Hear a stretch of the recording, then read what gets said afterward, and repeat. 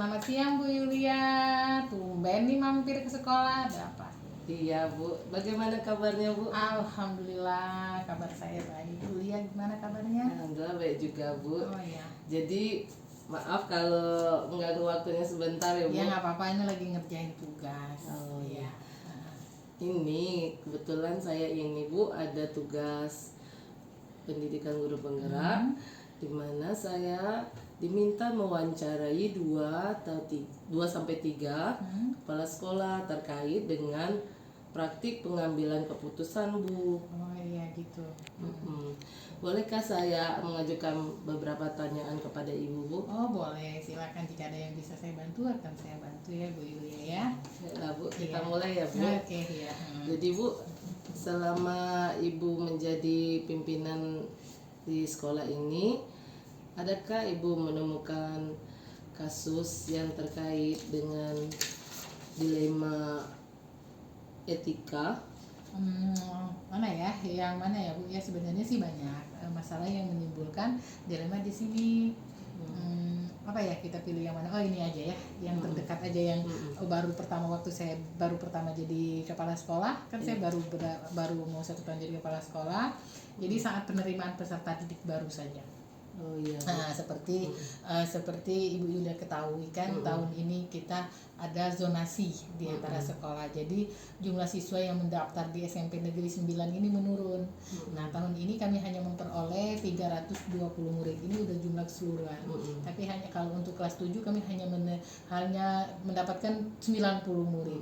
Nah, dengan jumlah murid tersebut maka kami hanya membuka 3 kelas, Bu. Yang untuk kelas 7 kan, membuka 3 kelas. Padahal Ibu tahu sendiri kan, dengan jumlah murid tersebut kami memiliki 25 guru. Dengan demikian terjadi jumlah kelebihan guru pada tahun ini.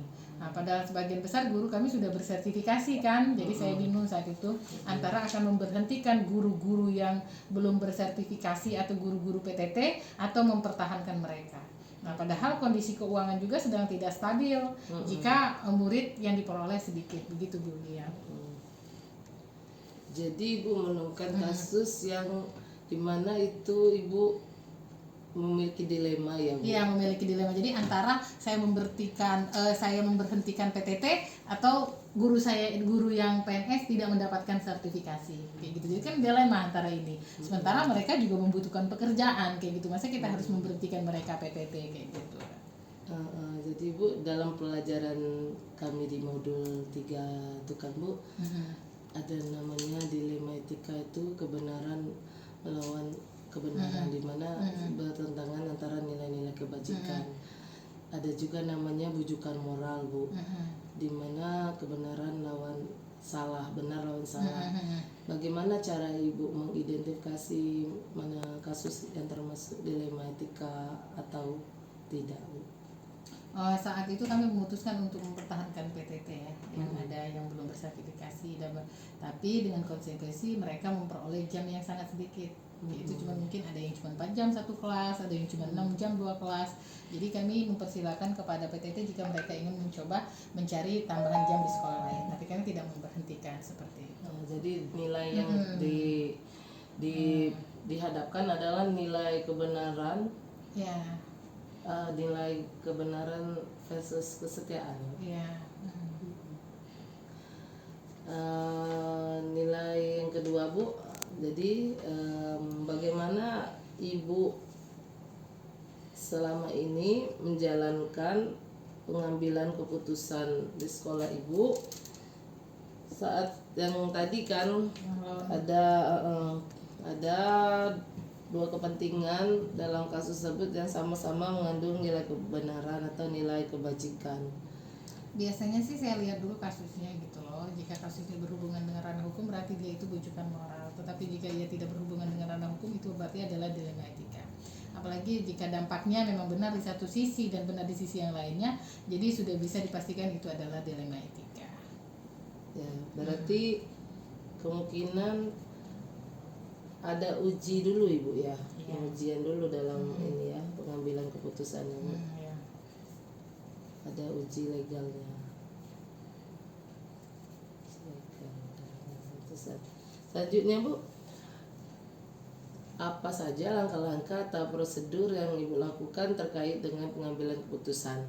Nah, menurut saya lebih memilih nilai kebajikan yang harus yang tinggi, yang itu ya Bu ya, karena dengan menjunjung nilai kebajikan ya, berarti seperti sama mengkonfirmasi masalah kepada yang berkepentingan. Misalnya saya mengajak ke membicarakan kepada wakil-wakil saya dulu, sama guru, sama pengawas pembina gitu, berdiskusi kepada wakil-wakil. Biasanya saya merefleksikan bagaimana kalau saya ada di posisi mereka, misalnya hal seperti apa yang ingin atau saya ingin diperlakukan atau seperti apa, seperti itu. Jadi kami mengadakan pertemuan lah antara kami wakil-wakil, saya kan ada wakil kurikulum, ada wakil keiswaan, dan mungkin kalau misal diperlukan juga kami akan memanggil pengawas pembina, seperti itu. Jadi Ibu dihadapkan pilihan Ibu harus bersikap adil pada semua guru. Iya, Ibu harus berarti kita harus membuka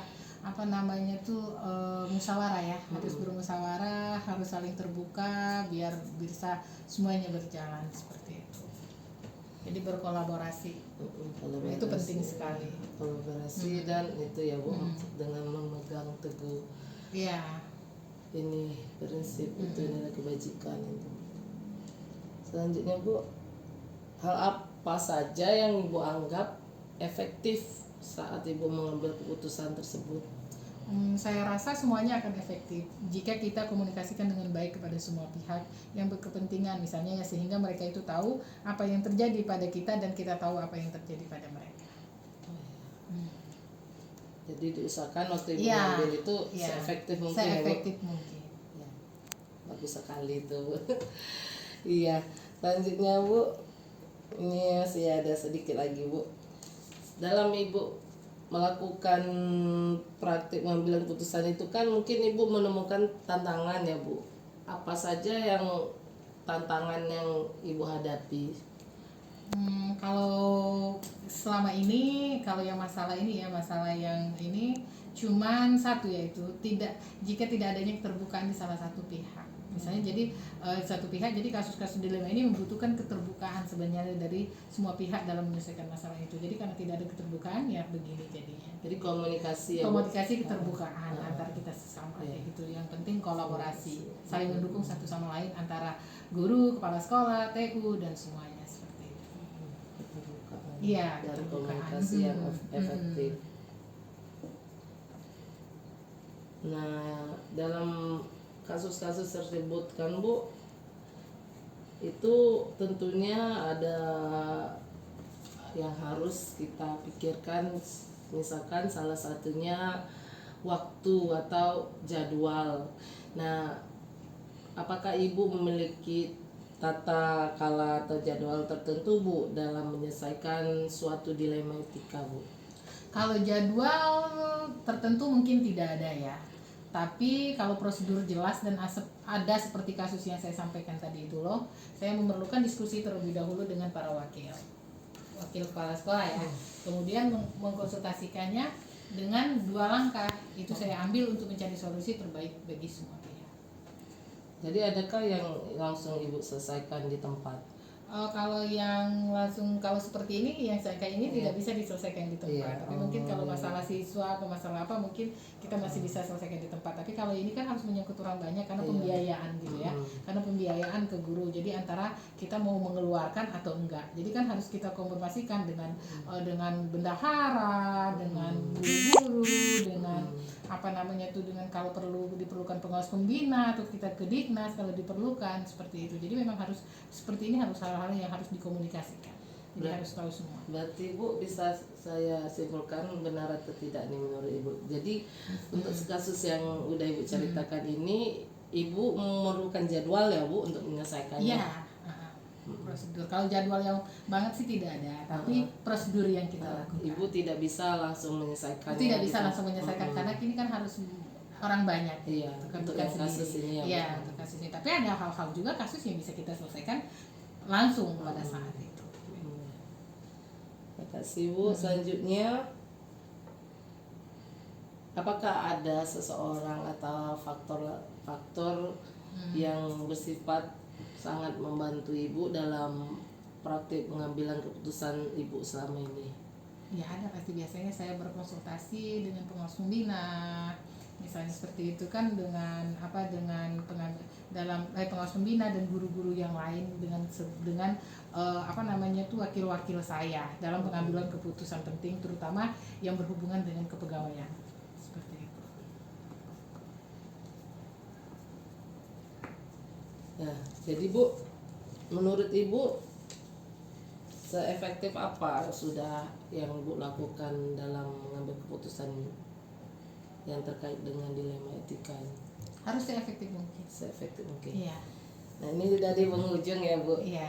Pertanyaan kita yang terakhir Bu, dari semua hal yang tadi, menurut Ibu pembelajaran apa yang paling bisa kita ambil dari praktik pengambilan keputusan yang utamanya kasus dilema Pada kasus etika? dilema etika tadi, intinya kita harus saling membangun jaring komunikasi yang baik dengan semua pihak. Nah, kita juga harus membangun rasa empati, misalnya rasa empati kepada orang yang bekerja sama dengan kita. Dengan demikian kerjasama kita akan terwujud dalam mewujudkan pendidikan yang baik dan menyenangkan bagi murid. Seperti itu. Bagus sekali Bu. Semoga Ibu sebagai pimpinan bisa mengayomi semua warga di sekolah ya Bu. Terima kasih banyak atas waktunya Bu. Saya mohon pamit ya Bu. Iya, sering-sering mampir ya. Iya. Tak selalu Bu. Iya.